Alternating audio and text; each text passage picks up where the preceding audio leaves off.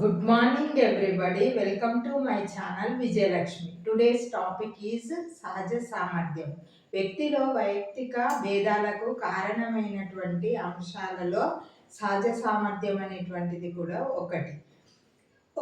ఏ సమస్యనైనా పరిష్కరించడానికి ఉపయోగపడేటటువంటి వ్యక్తి యొక్క అంతర్గత శక్తినే ప్రజ్ఞగా చెప్పవచ్చు. అదేవిధంగా వ్యక్తి యొక్క వికాసంలో తోడ్పడేటటువంటి మరి ఒక ముఖ్యమైనటువంటి అంశము సహజ సామర్థ్యం. ఒక పాఠశాలలో ఎందరో ఉపాధ్యాయులు ఉంటారు, వాళ్ళు అందరూ బోధించుటలో నిపుణులే. కానీ కొందరు ఉపాధ్యాయులు మాత్రమే విద్యార్థుల యొక్క మనసులలో నిలిచిపోవడం అనేటువంటిది జరుగుతుంది. వారు బోధనలో నిష్ణాతులుగా ఉండడం అనేటువంటిది జరుగుతుంది. దీనికి కారణం వారిలో బోధనకు సంబంధించినటువంటి సహజ సామర్థ్యం అనేటువంటిది ఉండడం. అయితే మనోవిజ్ఞానవేత్తలు సహజ సామర్థ్యాలను గురించి వివరించడం అనేటువంటిది జరిగింది. జోన్సో అనేటువంటి మనోవిజ్ఞానవేత్త సాఫల్యానికి కారణమైనటువంటి ప్రజ్ఞ, మూర్తిమత్వము మరియు ఇతర కారకాల యొక్క కలయికనే సహజ సామర్థ్యం అంటారని తెలియజేయడం అనేటువంటిది జరిగింది. జోన్సో సాఫల్యానికి కారణమైనటువంటి ప్రజ్ఞ, మూర్తిమత్వము, ఇతర కారకాల యొక్క కలయికనే సహజ సామర్థ్యం అంటారని జోన్సో తెలియజేయడం అనేటువంటిది జరిగింది. ఒక ప్రత్యేకమైనటువంటి విభాగంలో ఉన్నత స్థానాన్ని అధిరోహించడానికి ఉపయోగపడేటటువంటి సామర్థ్యాన్ని సహజ సామర్థ్యం అంటారని తెలియజేయడం జరిగింది. ప్రత్యేకమైనటువంటి విభాగంలో ఉన్నత స్థానాన్ని చేరుకోవడానికి ఉపయోగపడేటటువంటి సామర్థ్యమే సహజ సామర్థ్యం అని తెలియజేయడం అనేటువంటిది జరిగింది. ఒక ప్రత్యేకమైనటువంటి సమస్యను పరిష్కరించగలిగేటటువంటి లక్షణాంశాల యొక్క మొత్తాన్నే సహజ సామర్థ్యము అని అంటారని బింగ్హామ్ తెలియజేశాడు.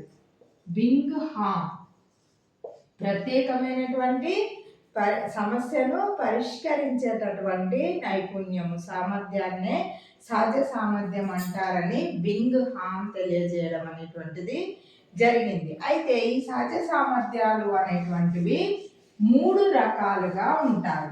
ఒకటి విద్యా సంబంధ సహజ సామర్థ్యం. విద్యా సంబంధ సహజ సామర్థ్యం. 2 వృత్తి సంబంధ సహజ సామర్థ్యం. 3 సౌందర్య కళా సంబంధ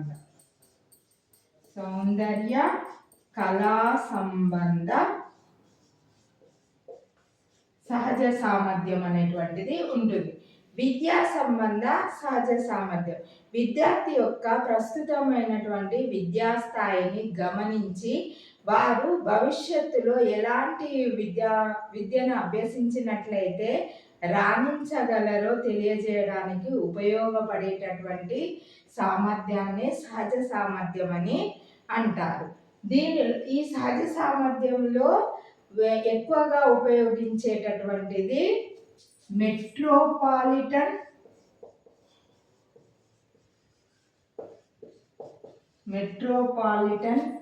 readiness test. Second one differential aptitude test.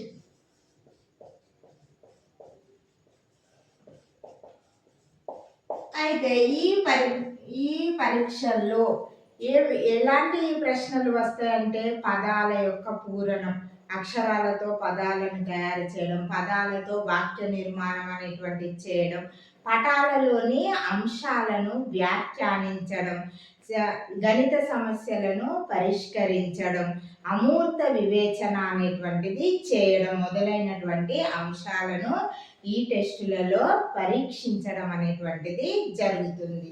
Next వృత్తి సంబంధ సహజ సామర్థ్యం. ఇది 2 రకాలుగా ఉంటుంది.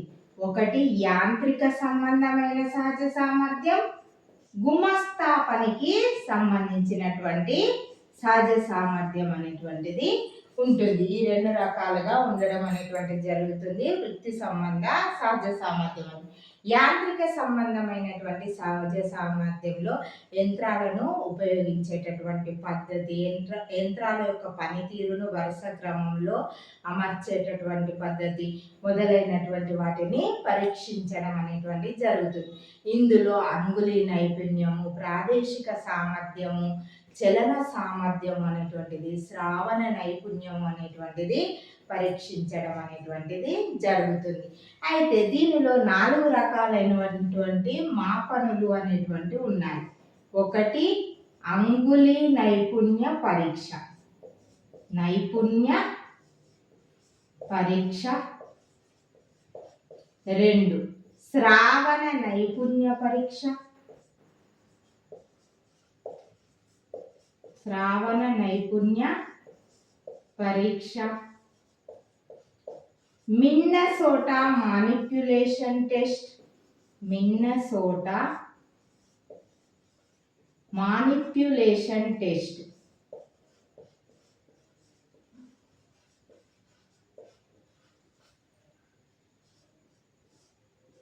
స్టెన్క్విస్ట్ యాంత్రిక సహజ సంబంధ పరీక్ష, సహజ సంబంధ పరీక్ష అనేటువంటి 4 మాపనుల ద్వారా వ్యక్తికి ఉండేటటువంటి యాంత్రిక సహజ సామర్థ్యాలను గుర్తించడం అనేటువంటిది జరుగుతుంది.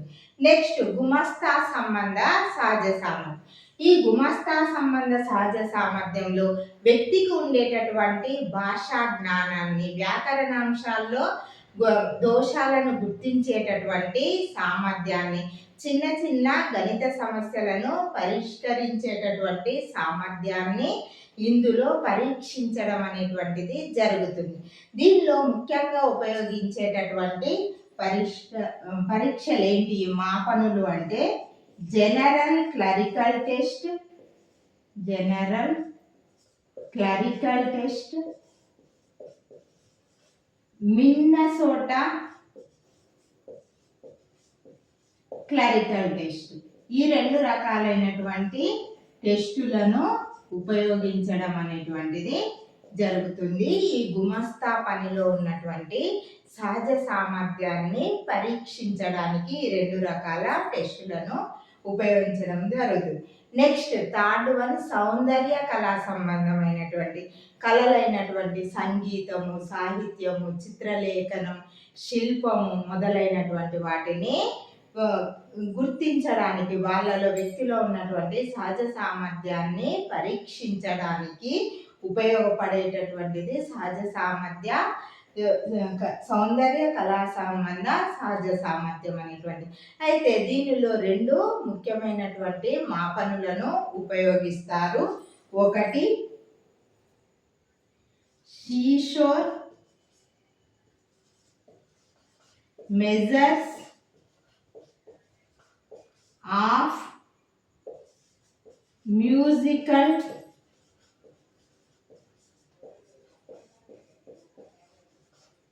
డెవలప్మెంట్. ఇంకొకటి Meier Seashore art judgement test, art judgement test. ఈ 2 టెస్టులను ఉపయోగించడం అనేటువంటిది జరుగుతుంది సౌందర్య కళా సంబంధ సహజ సామర్థ్యాన్ని పరీక్షించడానికి. అయితే జనరల్గా ఇప్పుడు ఈ 3 రకాలు తెలుసుకున్నాం, ఎలాంటి మాపనులను ఉపయోగిస్తామో తెలుసుకున్నాం.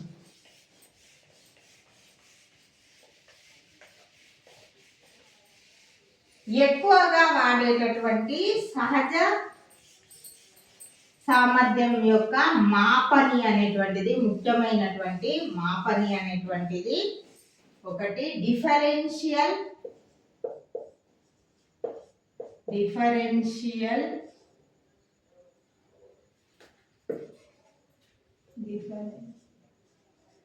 Differential aptitude test.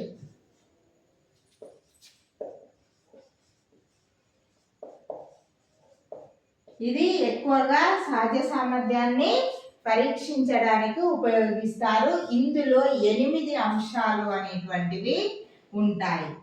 1 శాబ్దిక వివేచన, 2 సంఖ్యాత్మక సామర్థ్యం,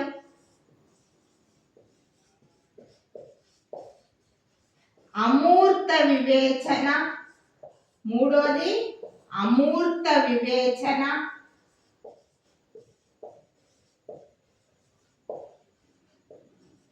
4 ప్రాదేశిక సామర్థ్యం, ప్రాదేశిక సామర్థ్యం, యాంత్రిక సామర్థ్యం, యాంత్రిక సామర్థ్యం, గుమస్తా పనిలో సామర్థ్యం, గుమస్తా పనిలో ఖచ్చితత్వం, వేగం, ఖచ్చితత్వం, వేగం, 7 భాషా దోషాలను గుర్తించడం, భాషా దోషాలను గుర్తించడం, వ్యాకరణ అంశాలను గుర్తించడం,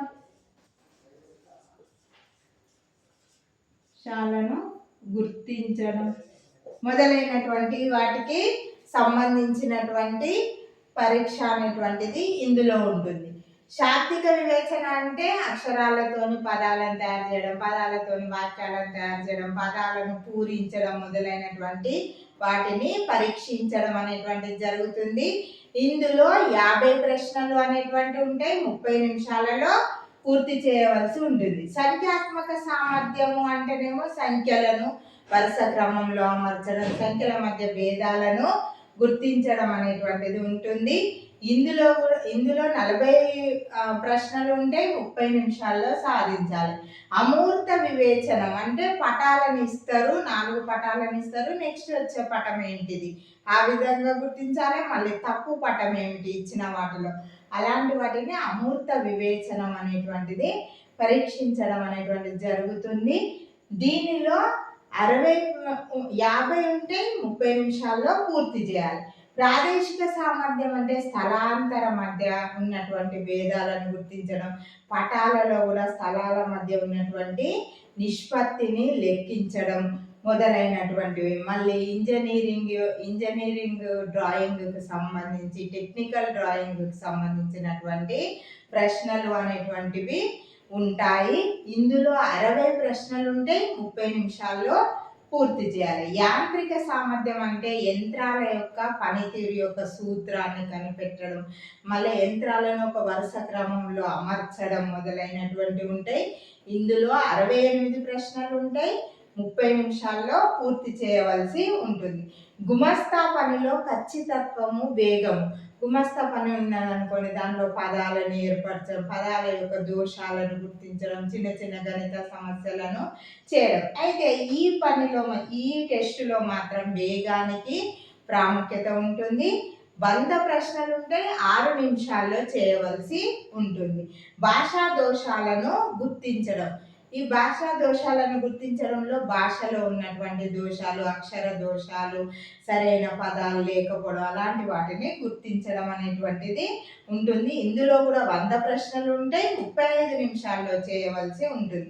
వ్యాకరణ అంశాలలో దోషాలను గుర్తించడం. మనకి ఇచ్చినటువంటి పేరాల్లో వ్యాకరణ దోషాలు ఏమన్నా ఉంటే వాటిని గుర్తించడం. అయితే ఇందులో 60 ప్రశ్నలు ఉంటాయి. 30 నిమిషాల్లో పూర్తి చేయవలసి ఉంటుంది. అయితే ఈ మాపనలు, సహజ సామర్థ్య మాపనల వల్ల ఉపయోగం ఏమిటి? విద్యార్థి యొక్క విద్యా స్థాయిని పరీక్షించి వాళ్ళు ఫ్యూచర్లో ఎలాంటి విద్యను అభ్యసిస్తే రాణిస్తారో తగిన మూర్తిమత్వం ఇవ్వడానికి ఉపయోగపడుతుంది. అదేవిధంగా వృత్తికి సంబంధమైనటువంటి వృత్తిమత్వాన్ని, మార్గదర్శకత్వాన్ని ఇవ్వడానికి సహాయపడుతుంది. విద్యా అవకాశాలలో వాళ్ళు ఏ విధమైనటువంటి విద్యను అభ్యసిస్తారో, రాణిస్తారో అది తెలియజేయడానికి ఉపయోగపడుతుంది. వృత్తి సంబంధమైనటువంటి మార్గదర్శకత్వాన్ని ఇవ్వడానికి సహాయపడుతుంది. Thank you for watching my video. నా వీడియో కనుక నచ్చినట్లయితే లైక్ చేయండి, షేర్ చేయండి, నా ఛానల్ని సబ్స్క్రైబ్ చేసుకోండి.